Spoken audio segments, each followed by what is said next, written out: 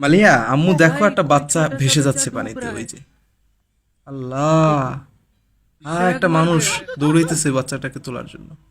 আরো একটা মানুষ, छतबल वालों দেখছো ने আম্মু? चीखे दी।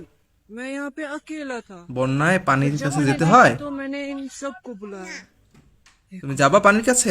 আরো একটা মানুষ। আল্লাহ, বাচ্চাটা কি বেঁচে আছে মা? বেঁচে নাই? खुदा আল্লাহ, মুখটা সোজা করো। আল্লাহ, वो ये छोटा सा আল্লাহ, কি সুন্দর বাচ্চাটা। তোমার মতো একটা বাবু দেখছো মা? আরে, দেখো তো কি করতেছে। बच्चा আল্লাহ, শক্ত হয়ে গেছে না? বাবুটা মনে হয় মারাই গেছে। আল্লাহ, टाइम इसके वो स्किन বাচ্চাটাকে टाइम इस কি করতেছে দেখো তো। পানিতে পড়া বাচ্চাদের এভাবে মুখ দিয়া শ্বাস দিলে আর পেটে চাপ দিলে পানি বের করলে বেঁচে থাকে অনেক সময়।